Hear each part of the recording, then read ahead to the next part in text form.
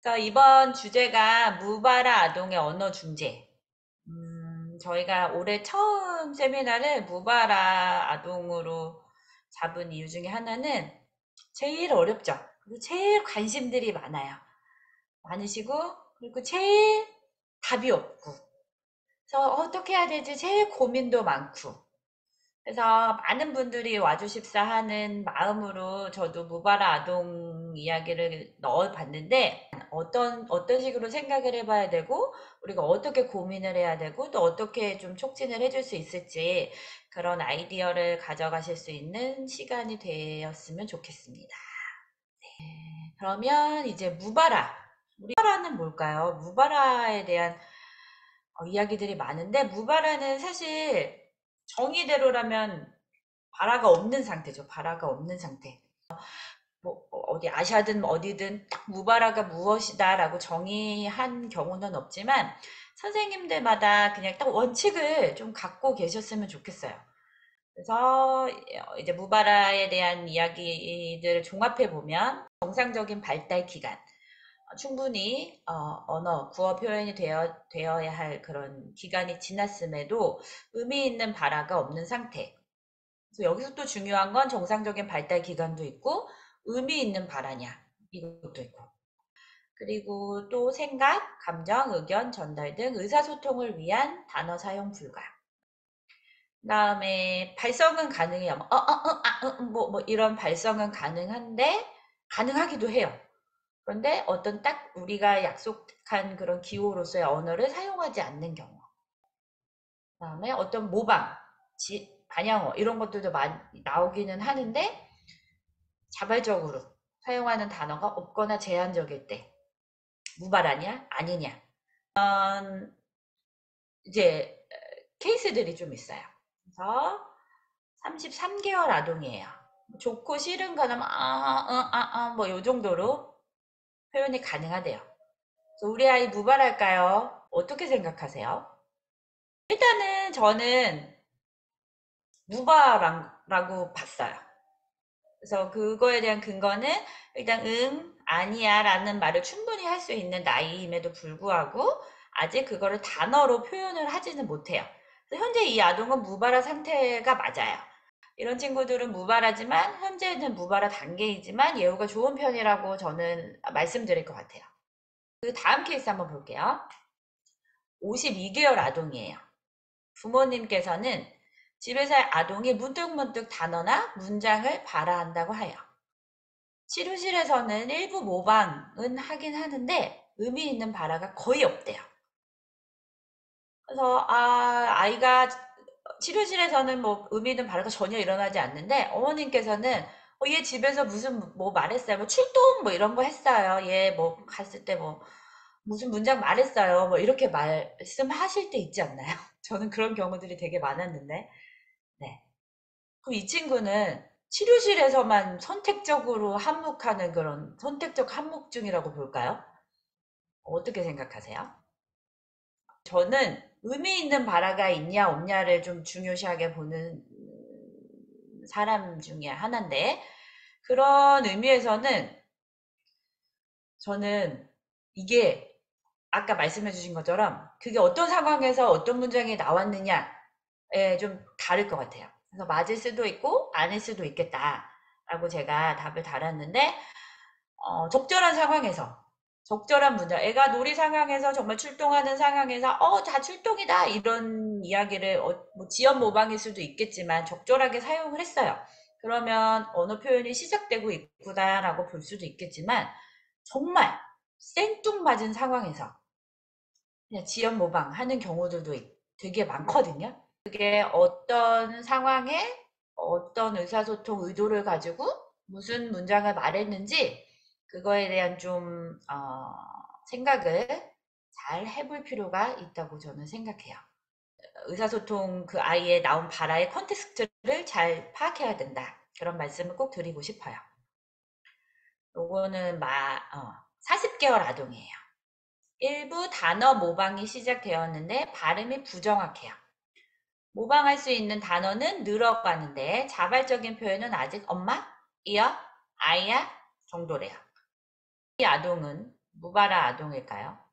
네, 아까 말씀드린 것처럼 의도를 가지고 어떤 의미 있는 단어를 표현한 거라고 하면 이 친구는 비록 단어 수는 몇 개 안 되지만 모방도 가능하고 모방할 수 있는 단어가 늘어나고 있고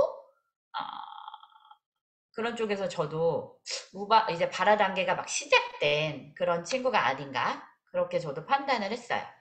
그다음 요거 마지막인데요. 초등학교 2학년 아이예요. 엄마 얘기예요. 그래서 아이가 표현하는 것을 엄마는 다 알아들을 수 있대요. 근데 다른 가족이나 친지, 학교 선생님들은 우리 아이가 소리만 낼 뿐 말을 못 한대요. 말을 이렇게 억양은 좀 있는 뭐 이런 식으로 억양은 있는데 정확한 단어는 없어요. 이 친구는 무발화일까요?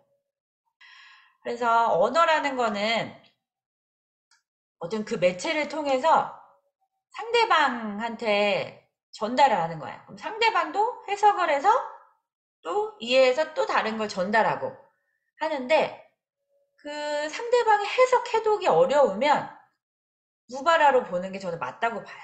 그래서 첫 번째는 이제 그 연령대별로 3세 7개월, 그 다음에 학령 전기, 학령기 아동 이제 세 가지 케이스를 뽑아서 한번 얘기해 보려고 해요. 그래서 이 친구는 감각 문제, 상동 행동이 있는 3세 7개월 ASD 아동이에요. 너무 많이 보시는 아동 유형 중에 하나죠. 그래서 저는 항상 이런 친구들을 보면 어떤 강점이 있고 어떤 약점이 있어서 이 강점에서 유도할 수 있는 목표가 뭔가 그런 걸 좀 확인하는 편이거든요. 이 친구는 지금 눈 맞춤이랑 호명 반응이 가능하고 행동 모방이 가능하고 포인팅이 가능하고 요구하기 또 주라는 구어로 표현이 가능하고 엄마 아빠가 가능하대요. 이랬을 때 우리가 유도가 가능한 목표가 뭐가 있을까요? 한두 행동 모방하고 이럴 때 아기가 할 수 있으면 아기가 행동 모방이 가능하다고 하니까 그런 제스처, 빠이빠이 제스처에 구어, 그러니까 손 흔들기에 구어, 빠빠이, 빠이빠이를 좀 붙일 수 있는 유도를 한다든지, 그러니까 눈 맞춤이 이제 좀 올라왔으면 그 눈길을 좀 따라가는 거. 그다음에 호명 반응이 가능하다고 했는데 이걸 구어로 가능한지 제스처로 가능한지는 정확하게 확인이 안 됐어요. 그래서 아이가 누구를 뭐 만약에 할리마 이렇게 불렀는데 쳐다보는 걸 호명반으로 본 건지 아니면 네 한 걸 본 건지 정확하게 모르겠지만 그런 대답하는 거를 유도할 수 있을 것 같아요. 그다음에 포인팅이 가능하니까 애기가 같이 포인팅하면서 이거를 그러니까 포인팅 플러스 주세요 라든지 요구하기라든지 아니면 명명하기 포인팅하면서 같이 이름 말해보는 거. 그다음에 애기가 주를 할 수 있다니까 해줘도 한번 유도해 볼 수 있지 않을까. 그래서 뭐 해까지는 아니라 애주 이런 식으로라도 우리가 삶을 요구하는 거랑 또 어떤 행동 요구하는 거는 다른 표현이다라는 걸 가르쳐 줄 수 있지 않을까. 그리고 말소리 쪽으로 봤을 때 엄마, 아빠가 가능하니까 양수는 어휘를 산출할 수 있도록 또 목표를 잡아볼 수 있을 것 같아요.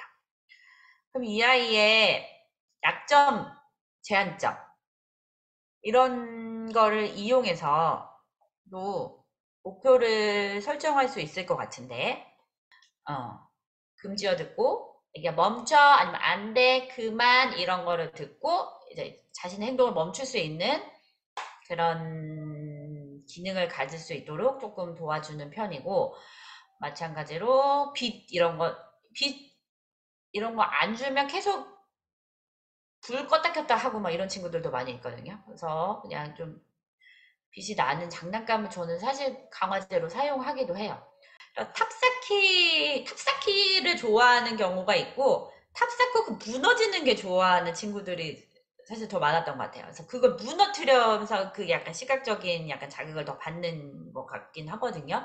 그래서 일단은 쌓아야지 이게 무너지는 거니까, 그런 탑에도 뭐 ABCD 좋아하는 애들은 저는 그런 컵 같은 거에 ABCD 뭐 붙여놓거나 써 있는 걸로 하거나 아니면 이 컵 줄까 다른 뭐 어떤 싫어하는 인형 같은 거 뭐 줄까 했을 때 선택하게 한다던가 그런 걸 좀 했던 것 같고, 네, 그런 식으로 하고 있고, 새로운 장난감은 거부 막 울고 뭐고 하고 이런 친구들한테 어떤 거부하기 막 아니야, 싫어, 이런 것들을 기능을 좀 유도해서 아이가 막 거부할 때는 너가 이렇게 조금 더 효율적인 아니야라든지 제스처라든지 싫다라는 거를 표시하면 그게 사라진다는 거를 빨리빨리 아이에게 가르쳐 줄 수 있을 것 같고, 손 끌기, 그 다음에 단어 산출에 대한 국한된 부모 요구는 이거는 부모 교육이 필요해요.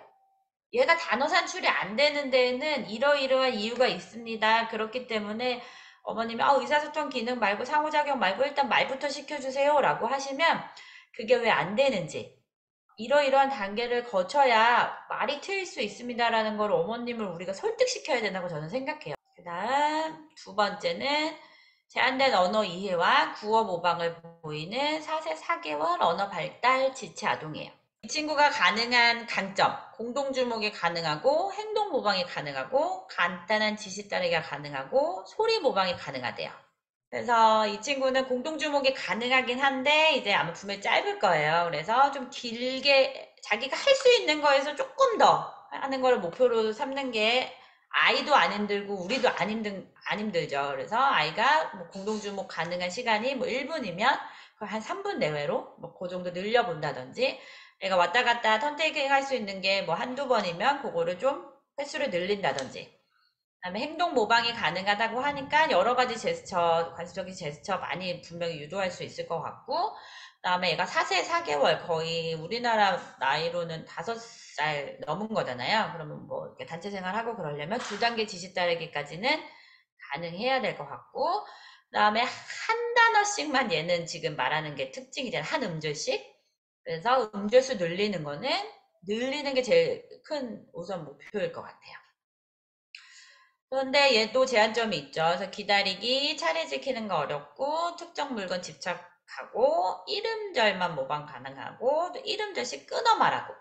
그래서 앞에랑 좀 겹칠 수 있는데, 그래서 차례 지키기, 기다리기는 일단 금지어. 듣고 아이가 적절한 반응할 수 있도록 유도해주고, 이 집착하는 물건이 아까처럼 어떤 강화제가 되거나 할 수 있어요. 그래서 얘 의도를 높여주는 데는 또 그 집착하는 물건만한 게 없으니까 의도 높이는 활동을 할 때는 또 그 물건을 좀 사용할 수가 있을 것 같고 그 다음에 이름들 모방은 가능한데 자발적인 게 힘드니까 이름들 단어를 저는 쫙 뽑아서 얘한테 많이 할 것 같아요.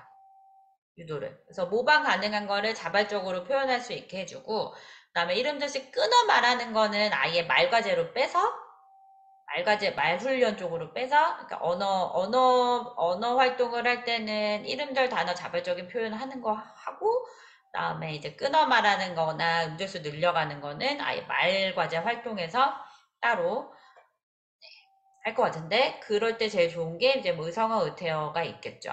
다음 마지막 케이스예요. 2단계 지시 따르기가 가능한 8세 ASD 아동. 이 친구가 그림 카드 이해하고 해서 카드를 고르는 활동만 하는지 어떤 건지 정확하게 모르겠는데 그걸로 이제 얘는 조금 더 나아간 뭐 의문사 질문 아니면 네아니오 질문에서 대답하는 그런 반응 유도하는 것까지 이 친구는 나아갈 수 있을 것 같아요.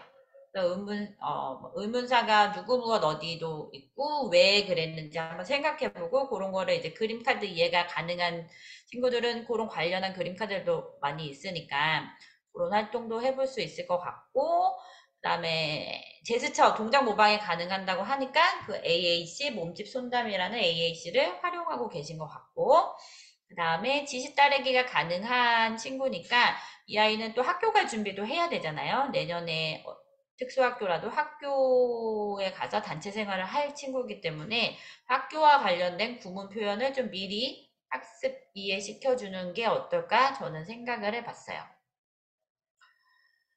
그리고 이 친구는 근데 이제 말 운동에 조금 더 구어를 표현할 수 있게 말 운동에 조금 더 포커스된 그런 훈련을 해야 될 거라고 생각이 들고 그랬을 때 목표 음소, 반복. 이 친구는 행동 모방도 가능하고 어쨌든 뭔가 인풋을 하면 좀 들어가는 친구이기 때문에 되게 목표 음소를 되게 세분화해서 잡아서 반복 훈련해주면 가능하지 않을까 생각이 들어요. 근데 엄마 아빠는 할 수 있으니까 이런 거를 엄마 아빠를 부른다든지 그런 기능, 부르기 기능 그런 쪽에서 엄마 아빠를 계속 활용하면서 엄마 부르고 뭐 몸짓 상동으로 어떻게 자기 의사소통하고 아빠 부르고 하고 이런 식으로 하다가 그 몸짓 그런 AAC에서 또 발성이랑 어떤 단어 표현이 같이 되면 또 길이도 늘어갈 수 있고 그런 식으로 훈련을 해주면 좋을 것 같다는 생각이 들어서 이걸 하는 게 맞는지 좀 고민이 됩니다. 선생님이 말씀해 주셨는데 저는 이 아이한테는 이따가 좀 보여드릴 텐데 몸짓 손담이라고 하더라고요. 그래서 그런 그 활동이 이 아이한테는 되게 효과적이기 때문에 그렇게 일주일에 3개씩 또 단어도 늘어나가고 하는 것 같아요.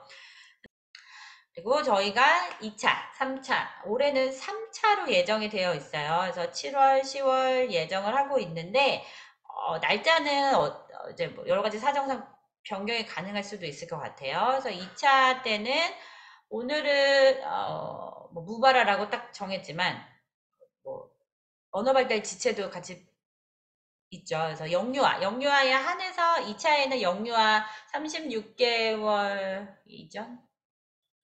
으로 하면 너무 짧을까요? 48개월? 48개월까지 그 정도까지 아동 학년 정기 아동들 중에서 좀 더 어린 친구들 그 친구들에 대한 고민이나 어떤 같이 이런 케이스를 나눠보고 싶다 그런 게 있으면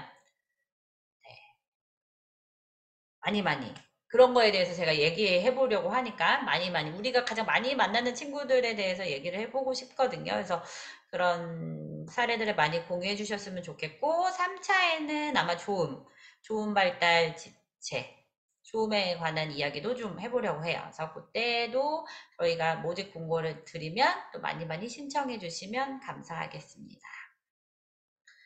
그리고 저희 한림국제대학원 대학교에서는 이제 후기 석사과정 학생들 모집을 하고 있어요. 그래서 5월, 6월 중에 모집 기간이 공고를 해드릴 거고 전형 일자는 6월 중에 있으니 관심 있으신 분들은 또 많은 신청 많이 관심 가져주시기 바랍니다. 네.